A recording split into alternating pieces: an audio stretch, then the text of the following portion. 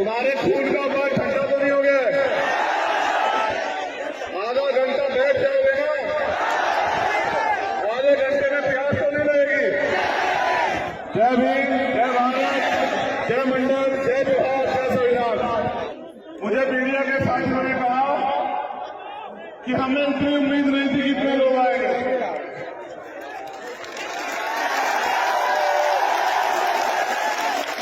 मैंने उनसे कहा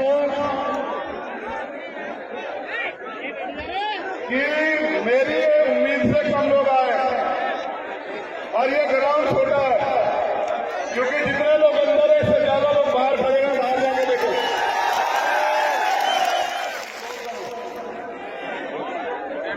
मैं मध्य प्रदेश आया 2 जनवरी को, ओबीसी महासभा का आंदोलन था। एयरपोर्ट में जैसे हमारे लोग स्वागत में खड़े होते हैं, पुलिस के लोग खड़े थे। ताली वाली मत बजाओ, सुनो सिर्फ कि कितने बड़े षड्यंत्र होते हैं। हमारे नेता गांधी सुने, माला लेके खड़े थे स्वागत में। मैंने सोचा हमारे लोग होंगे। मैंने कहा धन्यवाद, तो मुझसे कहने लगे गाड़ी आ रही है, जरा इधर लॉज में, तब तक आप बैठ जाओ। मैंने भरोसा किया, क्योंकि हमारे बहुजन समाज के लोग सब पे भरोसा करते हैं। भरोसा किया, उनके कहे से बैठ गया तो मुझे महसूस हुआ कि ये हमारे लोग नहीं है। बाद में पता चला कि वो पुलिस के लोग थे। उन्होंने मुझे 12 घंटे डिटेन रखा एयरपोर्ट पे। मैंने उसी दिन ये तय कर लिया था कि जब अब की बार मैं भोपाल आऊंगा तो अपने साथ अपने इतने भाइयों को लेके आऊंगा कि सरकार की हिम्मत नहीं पड़ेगी मुझे। 1 साल के बाद वो दिन आया है। मैं आपको सामाजिक न्याय यात्रा की बधाई देता हूं। मैं आपके प्यार की, आपके विश्वास की, आपके संघर्ष की दिल से इज्जत करता हूं। लेकिन अगर मेरा दर्द आप नहीं सुनोगे और उस पर अमल नहीं करोगे तो मेरे जैसे 1 लाख चंद्रशेखर पैदा होकर काम करे, आपकी जिंदगी नहीं बदलेगी। ताली बजाना छोड़ के मेरे सीधे साधे भोले भाले बहुजन समाज के लोगों, मेरे दर्द को सुनो। आपका अपना खून आपसे कुछ कहना चाहता है। क्या मेरा दर्द आपका दर्द नहीं है? क्या बाबा साहब अम्बेडकर का दर्द आपका दर्द नहीं है? क्या फूले, साहू, पेरियार, बिरसा, बाबू जगदेव प्रसाद कुशवाहा, जन्ना कपूरी ठाकुर, महामना राम स्वरूप वर्मा, बाबा साहब अम्बेडकर, मां झलकारी बाई, मां वंतिका बाई, मां उदय पासी, मां रमा बाई, मां सावित्रीबाई फूले, मां फातिमा शेख, मान्यवर दीना बाला वाल्मीकि और मान्यवर काशीराम साहब का दर्द आपका दर्द है या नहीं है? बताओ। क्या उनके अधूरे सपनों को पूरा करना आपकी जिम्मेदारी, मेरी जिम्मेदारी है या नहीं है? बताओ। आने वाली पीढ़ी आपको क्यों याद रखे? इस बात के लिए कि आप गुलामी को सहते मरे, या इस बात के लिए कि आप गुलामी के खिलाफ मरे? क्यों याद रखे? बताओ। तो फिर समझो और सुनो। एक आजादी की लड़ाई लड़ी गई 1857 में, जो अंग्रेजों से आजादी की लड़ाई थी, मेरठ से शुरू हुई। इतिहास में बार बार हमें चंद लोग ये कहते हैं कि आजादी की लड़ाई में इन वर्गों का कोई योगदान नहीं है। हमारे योगदान को नकारते हैं। इतिहास सुनो। आजादी की लड़ाई 1857 जो 10 मई को शुरू हुई मेरठ से, उसके नायक कौन थे? माता दीन वाल्मीकि और कोतवाल धन सिंह गुर्जर, जिन्होंने अपने प्राणों का बलिदान देकर उस आजादी की लड़ाई की शुरुआत की। 1804 उदैया चनार 14-24 का जो कांड हुआ उसका इतिहास पढ़ो, जिनको सबसे पहले फांसी हुई भारत में। अगर पढ़ना है तो तिलकाराम मांझी बनो, पढ़ना है तो उदयदेव फांसी बनो, पढ़ना है तो टीपू सुल्तान बनो, और अगर पढ़ना है तो चमार रेजिमेंट पढ़ो अगर तुम्हें इतिहास पढ़ना है। द्वितीय विश्व युद्ध में जिन्होंने जर्मनी पश्चिमी फोर्स को बर्मा में धूल चटाई और गॉड ऑफ ऑनर प्राप्त किया, जब अंग्रेजों ने जाति का रेजिमेंट बनाई तो चमार रेजिमेंट ने गॉड ऑफ ऑनर प्राप्त किया और जर्मनी की सेना को जवाब दिया, हकी बनवा दी लोगों को। फिर वो वापस जीत के आए, जब आए तो सुभाष चंद्र बोस के नेतृत्व में आजाद हिंद फौज खड़ी हो चुकी थी। अंग्रेजों ने कहा हमारे समर्पण को जानना चाहते हो? अंग्रेजों ने कहा कि चमार रेजिमेंट को लड़ना पड़ेगा आजाद हिंद फौज के खिलाफ। तो हमारी रेजिमेंट के लोगों ने कहा कि आजाद हिंद फौज के लोग देश के लिए लड़ रहे हैं, हम लोग उनके खिलाफ नहीं लड़ेंगे किसी भी कीमत पे। कीमत चुकानी पड़ी। उन्होंने कहा तुम्हारी रेजिमेंट खत्म कर देंगे, रेजिमेंट खत्म करवा ली, अपनी नौकरियां खत्म करवा ली, लेकिन अंग्रेजों के कहे से वो अपने देश के लिए लड़ने वाले आजाद हिंद फौज के खिलाफ नहीं लड़े। ये हमारा इतिहास है। ये लोग रोज बात करते हैं कि भीम आर्मी को बॉर्डर पे जाना चाहिए। मैं तो कह रहा हूं बनाओ रेजिमेंट, उन्हें बनाओ जाति के रेजिमेंट, या तो जाति की रेजिमेंट खत्म करो सारी, या फिर बनाओ और देखो जो और बहुजन होगा। बनाओ पूरा रेजिमेंट, बनाओ यादव रेजिमेंट, बनाओ लोधी रेजिमेंट, बनाओ चमार रेजिमेंट, बनाओ कृष्ण रेजिमेंट, और देखो हमारा जो कि हम शहीद आजम सरदार भगत सिंह और उधम सिंह की तरह अपने खून का एक कतरा अपने देश की मिट्टी के लिए अगर कुर्बान न कर दे सकते हैं, अपने मुल्क के लिए हमने क्या नहीं सहा। हमने लाठियां खाई, हमने जातिगत अपमान सहा, हमने अन्याय सहा, हमारी बहन बेटियों को अपमानित किया गया, हमारे बड़ों की पगड़ी उछाली गई, हमें अधिकारों से वंचित रखा गया। क्या नहीं सहा हमने अपने देश में। आज भी आजाद भारत में हम अधिकारों की बात करते हैं, आप धर्म की बात करते हो। धर्म आदमी का व्यक्तिगत अधिकार है, आप धर्म की बात करो, लेकिन आजादी के इतने दिन बाद अगर इतने बड़े वर्गों के अधिकारों की बात नहीं करोगे तो अब ये देश में नहीं चलेगा। ये बताने के लिए हम लोग भोपाल में आए। जिन्हें इतिहास जानने का शौक हो और जो इतिहास को चुराना चाहते हो वो इतिहास को पढ़ो। क्या जानते हो प्रतिहार के बारे में? क्या जानते हो सम्राट वीर बोध गुजर के बारे में? क्या जानते हो? तो मैं नहीं बता इतिहास, क्योंकि इतिहास लिखा तुम्हारे लोगों ने। मैं धन्यवाद देता हूं साथियों का जिन्होंने पिछले आंदोलन किया, मेरे लोगों को भारे मंचों से गालियां दी, अपमान किया, हमारे अधिकारों के खिलाफ बड़े बड़े नारे लगाए। मैं इनसे अपील करूंगा भाइयों, आप दीर्घायु हो, आपकी लंबी उम्र की मंगल कामना करता हूं। एक दो बार और बड़े पैमाने का आगे आंदोलन करो,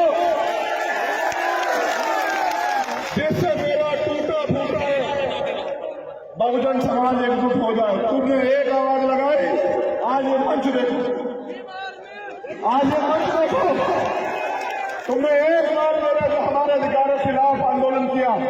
मैं आपका स्वागत करूंगा, पुनः आगे करो मेरे भाइयों। आप दीर्घायु हो, आपसे ये मंगल कामना है। जो काम मैं नहीं कर पा रहा था वो आपने करके दिखाया, आपका कोटि कोटि धन्यवाद।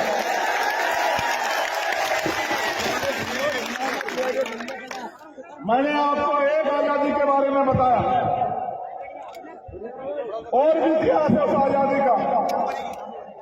दूसरी आजादी तब मिली जब बाबा साहब अम्बेडकर ने भारतीय संविधान में कमजोर वर्गों के आगे बढ़ने के लिए रास्ते खोले। आजाद प्रदेश 1947 में हुआ, लेकिन असली आजादी उन 26 जनवरी 1950 को संविधान लागू होने के बाद मिली। अगर हमारा राष्ट्रीय पर्व है तो वो 26 जनवरी 1950 है। दूसरी आजादी मिली, लेकिन आजादी अभी साथियों अधूरी है। मेरी बात पे गौर करो कि जब देश आजाद हुआ, अमीर अमीर रह गया, गरीब गरीब रह गया। आजादी से पहले गैर बराबरी पर आधारित व्यवस्था थी। उस व्यवस्था में अति पिछड़ों, जिनको आज के पिछड़े कहते हैं, जिनको आज के अनुसूचित जाति जनजाति कहते हैं, उन लोगों को राष्ट्रपिता ज्योतिबा फूले की किताब गुलामी में शुद्ध कहा गया, शुद्ध कहा गया। उनको पढ़ने तक के अधिकार नहीं थे। वो आजादी जो मिली, उसका फल तब मिलेगा इस समाज को जब ये समाज राजनीतिक हैसियत बना के और भारतीय संविधान को पूर्ण रूप से लागू इस देश में कराएगा। जिस दिन भारतीय संविधान पूर्ण रूप से लागू होगा, उसी दिन असली आजादी हम लोगों को मिलेगी। और याद करो बाबा साहब अम्बेडकर की वो बात जो उन्होंने मुझसे, आपसे, हम सब लोगों से कही कि बड़ी मुश्किल से तमाम तरह के अन्याय, आरोप, अपमान और आपके मेरे जैसे 4 बच्चों की कुर्बानी देके बाबा साहब अम्बेडकर उस कारवां को यहां तक लेके आ पाए। उन्होंने अपील की मुझसे और आपसे कि इस कारवां को पीछे मत जाने देना मेरे बच्चों। मैंने बहुत अपमान सहा है, आज कारवां पीछे जा रहा है। समाज की निगाह आप योद्धाओं पे जो इस मंच में बैठे और जो वहां बैठे, मैं जितना सम्मान इनका करता हूं जितना आपका भी करता हूं, उसका भी करता हूं जो वहां दीवार पे खड़ा है, जो वहां गाड़ी में बैठा है, मैं उसका भी बहुत सम्मान करता हूं। वो बात बाबा साहब ने उन लोगों से, सब लोगों से कही जिनको उनके ऊपर उम्मीद थी। आज नौजवान साथियों के साथ हमारी माताएं बहनें धूप में बड़ी मेहनत से बैठी हुई। मैं धन्यवाद देता हूं हमारी जो महिला नेता इस मंच पर बैठी है, मैं उनका दिल की गहराइयों से धन्यवाद देता हूं कि बाबा साहब अम्बेडकर के संविधान से आज जिस महिला को कमजोर कहा जाता था, इस संविधान की बदौलत को समाज की बेटी आज नेतृत्व करने लगे। मैं धन्यवाद देता हूं। मैं धन्यवाद देता हूं उन बच्चियों को, लक्ष्मी को, और एक जो दूसरी बच्ची थी वो बामनी खुशी, और वो छोटा बच्चा। और मेरे भोले समाज के लोगों को बच्ची 5 साल की समझती है, आप लोग नहीं समझ पा रहे हो। वो 5 साल की बच्ची समझती है कि हमें अपने अधिकारों के लिए लगता है। आवाज नहीं आ रही है?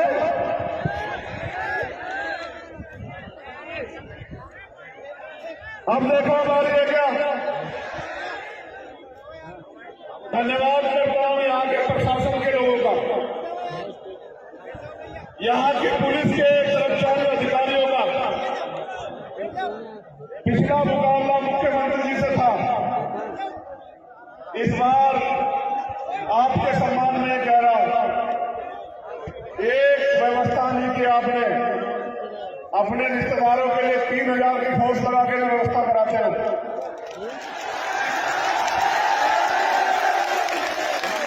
और हमारे लोगों के लिए ये व्यवस्था कराते हो। मेरे लोगों के पैरों से गाड़ियां चढ़ी, एक व्यवस्था नहीं करी। हमारे टैक्स के पैसे तनख्वाह लेते हो, एजेंटगिरी सरकार की करते हो। चिंता मत करो नौकरी होगा आपसे, हम ना समझो। भारतीय संविधान हर कमजोर को ताकत देता है। मैं बदला लेने में नहीं, बदलाव करने में भरोसा रखता हूं। जिनके लिए आज व्यवस्था नहीं की, वो लोग इस अपमान को समझेंगे और वो मेहनत करेंगे और उसकी ताकत बढ़ाएंगे। कल उनको सलाम करना पड़े। आपको याद रखना मेरी बात को। मैं पूरे अपनी बात में आता हूं। अब ये लड़ाई तीसरी आजादी की है। कौन सी लड़ाई है? तीसरी आजादी की लड़ाई लड़ना चाहते हैं, लड़ना चाहते बताओ। ये लड़ाई बिना एकता के नहीं लड़ी जा सकती है। मध्य प्रदेश में रहने वाले 90% समाज जो बहुजन समाज है, पिछड़ा, दलित, आदिवासी और अन्य धार्मिक अल्पसंख्यक, उन लोगों को एकजुट होना पड़ेगा। उनके नेताओं को नहीं, उनके समाज को एकजुट होना पड़ेगा और अपने अधिकारों के लिए संघर्ष करना पड़ेगा। मेहनत करनी पड़ेगी, समाज को जाकर जागरूक करना पड़ेगा, तब हम तीसरी लड़ाई की आजादी जीतेंगे। क्या आपको 2 अप्रैल का न्याय याद है? जरा हाथ उठा के बताओ कितने लोगों को याद है।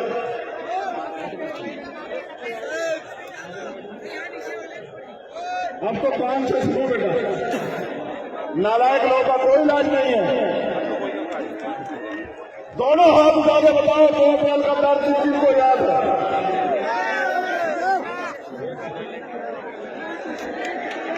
खून के आंसू हुआ सरकार ने, खून के आंसू हजारों लोगों ने जेल काटी, इतने परिवारों ने शहादतें सही, कितने साथियों के बदन पे लाठियों ने खाल उधेड़ ली। हमारा खून वहां मध्य प्रदेश में 2 अप्रैल के आंदोलन में सरकार के लोगों ने हमारा तमाशा बनाया, हमारा मजाक उड़ाया। हमारे खून पे ऐसे सरकार के लोग, यही सरकार थी भारतीय जनता पार्टी की। इनसे बचने के लिए आपने कांग्रेस की सरकार बनाई। उन्होंने भी हमारे लिए कुछ नहीं किया। वो तो अपनी सरकार भी नहीं बचा पाए, अकेले वो सरकार का मुकाबला नहीं कर सकते। इसलिए आप बहुजन समाज के लोगों को अपने पैरों पर खड़ा होना चाहिए। हम ही ऐसे लोग हैं जो इनका सामना कर सकते हैं। ये दम अब यहां की कांग्रेस पार्टी में नहीं रहा। अब अगर इस निकम्मी सरकार को कोई उखाड़ कर बैठ सकता है तो वो यहां उपस्थित मेरा बहुजन समाज है, वही उखाड़ कर बैठ सकता है। कोई उखाड़ नहीं। हमारे हक छीने जा रहे हैं, हमारे प्रदेश में हमारे हक छीने जा रहे हैं, क्योंकि हम लोग एकजुट नहीं है। अगर हमें हक बचाने हैं या हक देने वाला बनना है तो हमें एकजुटता करनी पड़ेगी। क्या आप एकजुटता के लिए तैयार हो? जो सवाल पूछ रहा हूं उसका जवाब मन से दोगे? अगर पिछड़े वर्ग के भाइयों के अधिकारों पे आ चाहोगी तो खून देने के लिए तैयार रहोगे? बताओ, दोनों हाथ उठा के बताओ।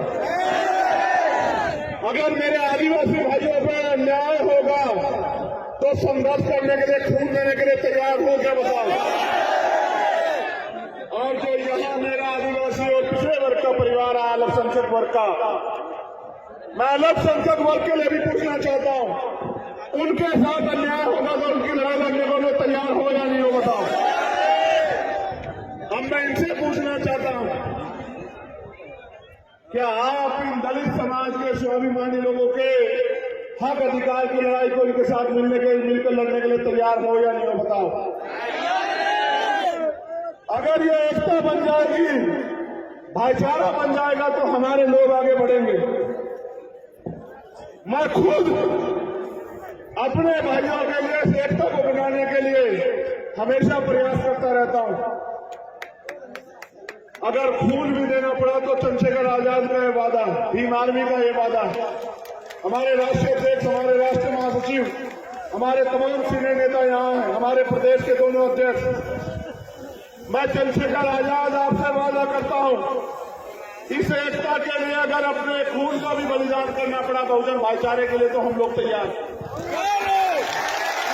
कुर्सी तो क्या कहते हैं, कुर्सी तो बहुत छोटी बात है। हमें दुश्मन की साजिश को कामयाब नहीं होने देना, अपनी एकता बना के रखनी है। आज हम यहाँ क्यों इकट्ठा हुए बताओ? मांग पत्र देने के लिए। जो मांग पत्र मैंने पढ़ा, तुम चाहते हो उसकी मांग पूरी हो? दोनों हाथ उठा के बताओ पूरी हो या नहीं हो? वो जो वहां खड़े वो बताओ पूरी हो या नहीं हो? ये मांग पत्र तुम्हें क्यों देना पड़ रहा है? क्योंकि तुम्हारा राज यहाँ नहीं है। ये मांग पत्र सरकार को हम लोग 1 महीने का समय देते हैं अध्यक्ष जी। अगर 1 महीने के अंदर हमारी मांगे पूरी नहीं हुई तो हम इससे भी बड़े जन सैलाब के साथ फिर भोपाल आएंगे। लेकिन मुझे आपसे कुछ और कहना है, मुझे आपसे कुछ और कहना है। अगर इस मांग पत्र का मैं घोषणा पत्र बना दूं, अगर एक अकेले रहोगे तो मांगना पड़ेगा, मांगना ऐसे। और अगर एक दिन हो जाएगा तो ये तुम्हारा घोषणा पत्र हो जाएगा, घोषणा पत्र। तुम्हारी जो मांगे हैं वो लिख के तुम मुझे दे दो। और एक सिर्फ बच्चे को पैदा होने में, इस धरती पे आने में 9 महीने लगते हैं। इस 9 महीने का समय तुम लोग मुझे मेरे साथ संघर्ष करने के लिए दे दो। पहली बात, तुम्हारी जो भी मांग है उस मांग का मांग पत्र बना के मुझे दे दो। और एक स्वस्थ बच्चे को पैदा होने में जितना समय लगता है, मैं 10-20 साल तुमसे नहीं मांग रहा हूं बहुजन समाज के लोगों, उस 9 महीने का समय मुझे दे दो। मैं आपसे वादा करता हूं, आपकी सारी मांगों को 1 दिन के अंदर पूरा करके हम लोग दिखाएंगे, मेरा वादा। और इस मांग से बचे 100 से ज्यादा लोग अगर विधानसभा में ना पहुंचे तो मुझे कहना, मेरा वादा है आप लोगों से। अगर आप 9 महीने मात्र संघर्ष करने के लिए तैयार हो जाओ, 9 महीने का समय देके संघर्ष करने के लिए कितने लोग तैयार है जरा बताओ? चलो हाथ नीचे करो। आपको नेमावर का न्याय याद है? आप गए थे ना मेरे साथ नेमावर? देखो, जब आपका राज नहीं होता तो क्या होता है। मेरे परिवार को नेमावर में जानवरों से भी पूरी तरह अन्याय करके दफना दिया गया और मेरी बहन भारती खून के आंसू रोती रही। हमने मांग की सीबीआई जांच की, खाना पूर्ति की, लेकिन मेरे परिवार को नेमावर के न्याय नहीं मिला, सरकार ने नहीं दिया। क्या आप चाहते हो नेमावर के परिवारों को न्याय मिले? चलो आगे बढ़ो। आज हमारे प्रभारी जी आए हैं और गुर्जर समाज के बहुत सारे लोगों ने मुझे ज्ञापन सौंपे, अपनी तमाम मांगे रखी, पिछड़े वर्ग की मांगे और अन्य मांगे। एक इतिहास की भी मांग है कि भाई हमारे इतिहास को लूटा जा रहा है, चुराया जा रहा है। ये बड़ा भोला समाज है यहाँ मध्य प्रदेश में। मैं उनको ये याद दिलाना चाहता हूं, अगर उनको याद हो, इतिहास से सीख लेनी चाहिए। अपना इतिहास बचाना चाहते हो ना, याद करो राजस्थान में 75 गुर्जर समाज के भाइयों को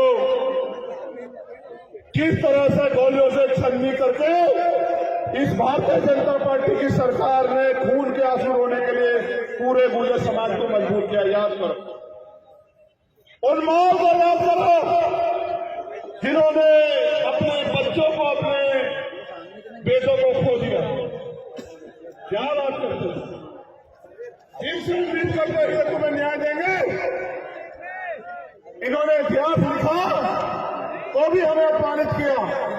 अगर अपने इतिहास को बचाना चाहते हो, अपने वर्तमान को स्वाभिमान सम्मान से जीना चाहते हो, तो अपनी ताकत बनाओ। गुलाम नेताओं को छोड़ के आओ मेरे लोगों, मेरा 9 महीने के लिए साथ दो, देखो चल रहे मध्य प्रदेश में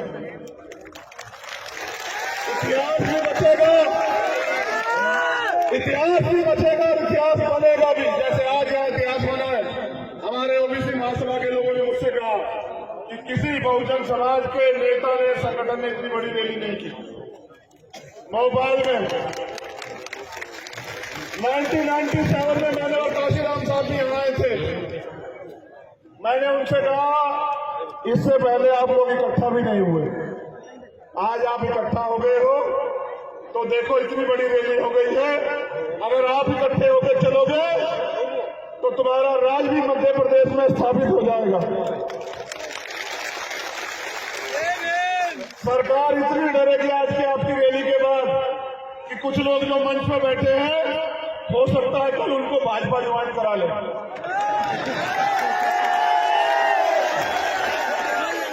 घबराना नहीं, एक जाएगा 100 आएंगे।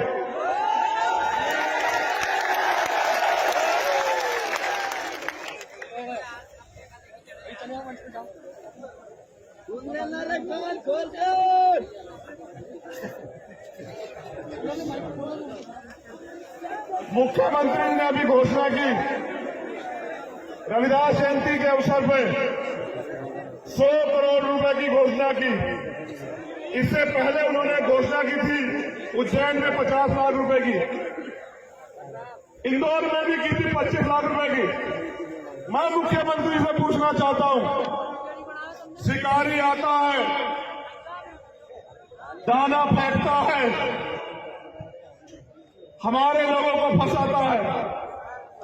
जब हमारा आदमी दाना चुगने के लिए जाता है तो उसकी गर्दन पकड़ लेता है।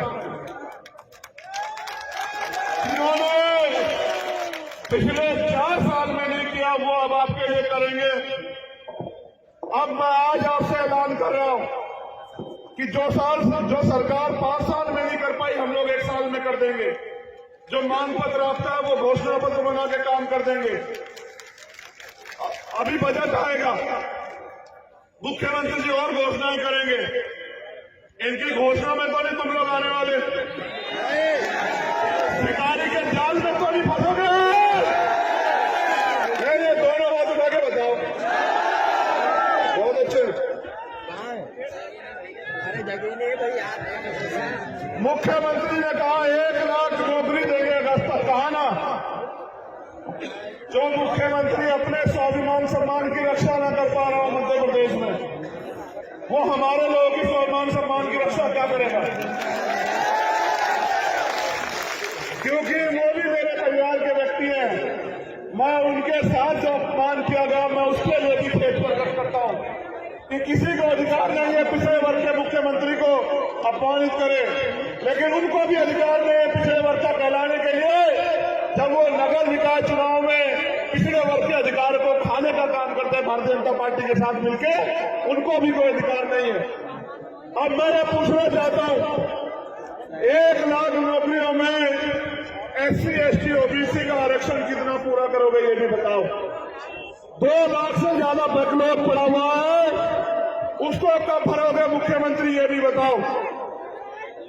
68,000 की भर्ती हुई, हमारे नेता जानते हैं उत्तर प्रदेश में 69,000 की शिक्षक भर्ती, 20,000 पद ये सरकार खा गई थी भारतीय जनता पार्टी की। इस सरकार से हमें कोई उम्मीद नहीं है।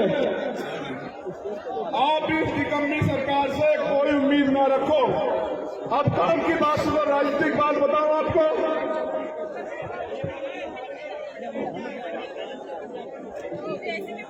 मध्य प्रदेश के शिवपुरी में करेरा में 6 वर्ष की मासूम बच्ची से अज्ञात लोगों ने मैं नहीं बता सकता कि क्या हुआ होगा। आप जानते हैं मध्य प्रदेश में हमारे बच्चों के साथ क्या हो रहा है। ये घटना 11/2/2023 की है। अभी तक भी कार्रवाई शायद नहीं हुई है। अब मेरी बात पे गौर करो, मीडिया के साथी भी सुन लो।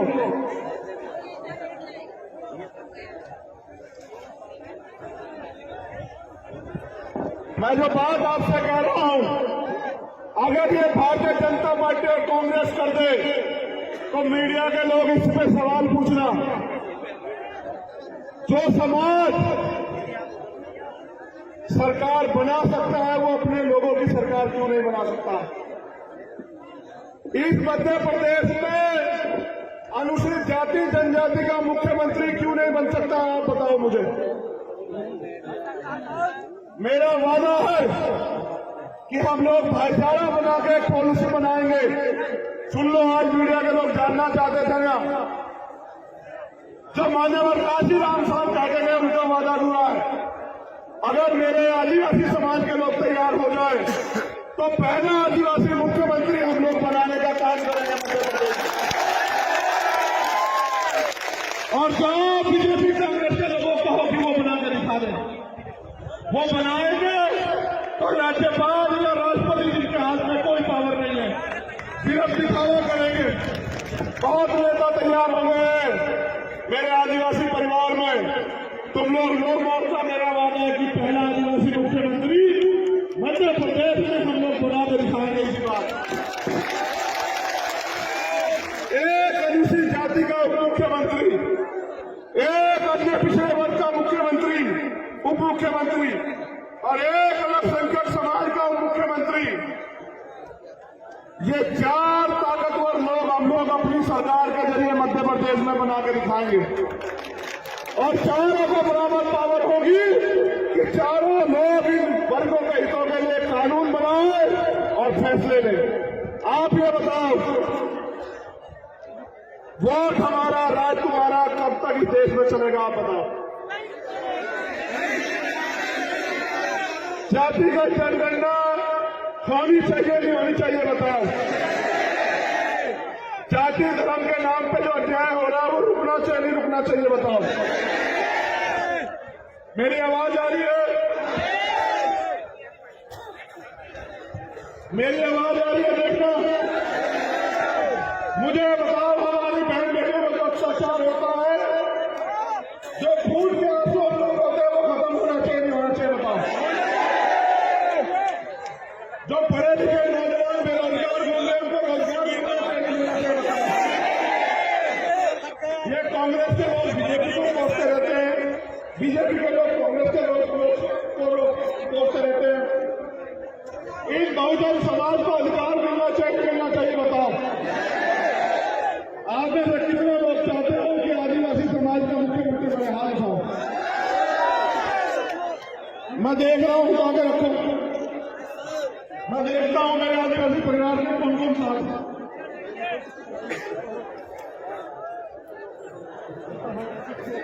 मैं हाथ नीचे रखूं।